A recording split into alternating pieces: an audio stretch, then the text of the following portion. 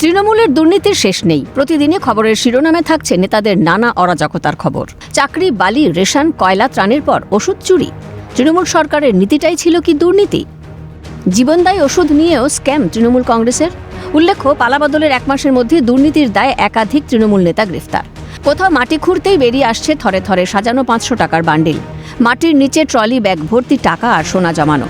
কোথাও আবার পুকুর থেকে উদ্ধার প্রচুর আগ্নেয়াস্ত্র। ডায়মন্ড হারবারে মাটির তলা থেকে উদ্ধার বিপুল পরিমাণে ওষুধ। এবার নদিয়া জেলার হবিবপুর ও ফুলিয়ার মাঝামাঝি শান্তিপুর থানার উদয়পুর এলাকায় 12 নম্বর জাতীয় সড়কের পাশে বিপুল পরিমাণে মেয়াদোত্তীর্ণ ওষুধ পড়ে থাকতে দেখা গেল। স্থানীয়রা বলছেন, মাসখানেক ধরেই রাস্তার ধারে পড়ে রয়েছে এই ওষুধের স্তূপ। অভিযোগ, ওষুধগুলির একটি অংশে আগুন লাগিয়ে নষ্ট করার চেষ্টা করা হয়েছিল। একদমই আগে আমি চিত্র দেখাবো। দেখো যেভাবে এখানে লরির পর লরি ওষুধ ফেলা হয়েছে, এমনটা স্থানীয় এখানকার যারা স্থানীয় রয়েছে তারা জানাচ্ছেন যে কিছু কিছু মেডিসিন রয়েছে যেখানে আগুন জ্বালিয়ে পুড়িয়ে নষ্ট করার চেষ্টা করা হয়েছে, এবং কিছু কিছু জায়গায় আমি যদি দেখাতে বলি যে জেসিবি দিয়েও সেই মেডিসিন ঠিক এই যে জঙ্গল রয়েছে এবং পাশেই যে জলাশয় রয়েছে তার মধ্যে কিন্তু ফেলে দেওয়ার চেষ্টা করা হয়েছে। ঠিক 12 নম্বর জাতীয় সড়কের পাশে এইভাবে মেয়াদ উত্তীর্ণ ওষুধ, আমি আমার চিত্র সাংবাদিককে একটু সামনের দিকে আসতে বলবো, একটু দেখাতে বলবো যেভাবে এই যে সামনে যে জঞ্জাল রয়েছে এবং যে জলাশয় রয়েছে তার মধ্যে জেসিবি দিয়ে ঠেলে ফেলা হয়েছে। এবং স্থানীয়রা যেটা অভিযোগ করছে, এই মেডিসিন বেশ কয়েকদিন ধরেই এই জাতীয় সড়কের পাশে, অর্থাৎ এই 12 নম্বর জাতীয় সড়কের পাশে যেটা ফুলিয়া এবং হবিবপুরের মাঝামাঝি এলাকায় বেশ কয়েক জায়গায় ফেলা হয়েছে। অর্থাৎ এই মেডিসিন কে বা কারা ফেলে গেল তা কিন্তু এখনো স্পষ্ট নয়। তবে স্থানীয়রা যেটা জানাচ্ছেন যে এই মেডিসিন গরিব মানুষকে না দিয়ে বঞ্চিত করে, তাদেরকে বঞ্চিত করে এইভাবে নষ্ট করা হয়েছে। কতদিন ধরে দেখছেন যাতায়াত করেন? প্রায় 15-20 দিন ধরে, 20 প্রায় মাসের ধাক্কা হয়ে যাচ্ছে। ভোট ফেলছে, এই ভোট গণনার পর থেকে ফেলা শুরু হয়েছে। বলতে জায়গাতেই ফেলছে, এখানে ফেলেছে, ও সামনে ওদিক ফেলেছে, এখানে বেশি ওদিকে কম, এদিকে বেশি পরিমাণ 3বারকে ফেলেছে জায়গাটায়। দিনের দিকে ফেলছে না রাত্রিরে ফেলছে। এখানে তো নষ্ট করারও চেষ্টা হয়েছে। হ্যাঁ, নষ্ট করে আগুন ধরার চেয়েছে। একবার আগুন ধরিয়েছিল, নিভিয়ে দিয়েছে এখানকার লোকে, আবার জঙ্গল দিয়ে আবার আগুন ধরিয়েছে। ঠিক এইভাবে যেভাবে নতুন প্যাক কোম্পানি থেকে সিল হয়, ঠিক সেইভাবেই কিন্তু মেডিসিনগুলো রয়েছে। অর্থাৎ এই মেডিসিন কোনো রকম ব্যবহার করা হয়নি বা এই যে সিল, সেই সিলও খোলা হয়নি। ফিজিশিয়ান স্যাম্পেল বলে রয়েছে, অর্থাৎ এই যে মেডিসিন নট ফর সেল লেখা রয়েছে। অর্থাৎ এই মেডিসিন কিভাবে এখানে এলো তা নিয়ে কিন্তু সংশয় জাগছে। অর্থাৎ ফিজিশিয়ান স্যাম্পেলের যে মেডিসিন, সেই মেডিসিনও রয়েছে এখানে। এবং কিছু কিছু মেডিসিন যদি আমি দেখাতে বলি, যার কিন্তু মেয়াদ উত্তীর্ণ মেডিসিন রয়েছে।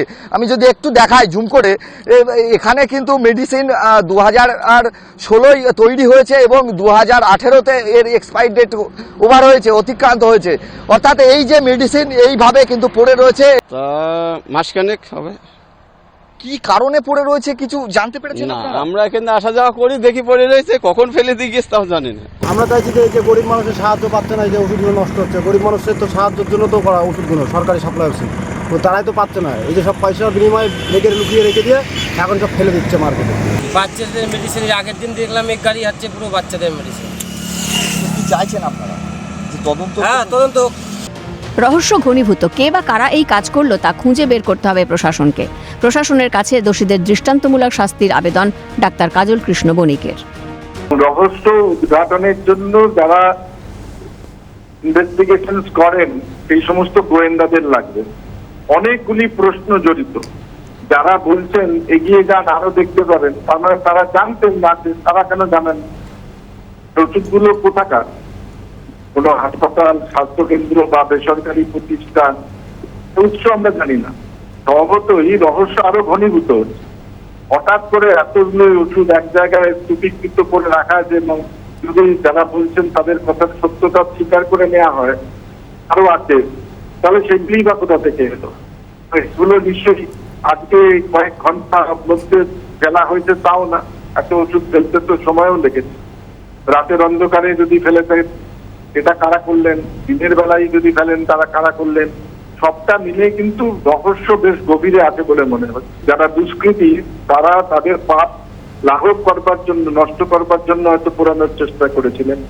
আমি আশা করব যে এই প্রশাসন যারা সক্রিয়ভাবে চেষ্টা করছেন পুনরুদ্ধার করবার জন্য ঋত গৌরব, তারা যথেষ্ট গুরুত্ব সহকারে বিষয়টা ভাববেন, এবং যেই দায়ী থাক না কেন, দোষী থাক না কেন, তাকে তো খুঁজে বার করতেই হবে। শুধু তাই নয়, তাকে দৃষ্টান্তমূলক শাস্তি দিতে হবে, যাতে এইরকম ভিন্ন কাজ করার সাহস আর কাউ না দেখায়, কোথাও না দেখে।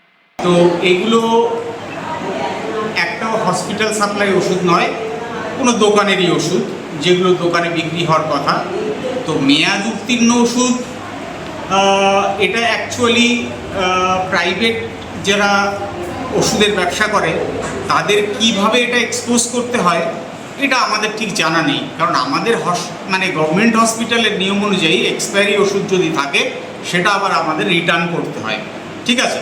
তো কেউ যদি 7 লরি ফেলে দিয়ে আসে ওষুধ, প্রথম কথা তো সেটা অনুচিত, রাস্তার পাশে তো ওভাবে ফেলা উচিত নয়। কে বা কারা এই মেয়াদোত্তীর্ণ ওষুধ ফেলে গিয়েছে তা এখনো স্পষ্ট নয়। জনবহুল এলাকার পাশে এভাবে ওষুধ ফেলে রাখায় পরিবেশ দূষণ ও জনস্বাস্থ্য নিয়ে উদ্বেগ তৈরি হয়েছে। বিষয়টি নিয়ে প্রশাসনের দ্রুত হস্তক্ষেপ ও ঘটনার তদন্তের দাবি স্থানীয় বাসিন্দাদের।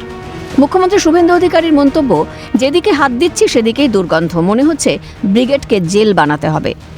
যেখানে হাত দেওয়া হচ্ছে তো ব্রিগেড প্যারেড ময়দানকে জেল বানাতে হবে।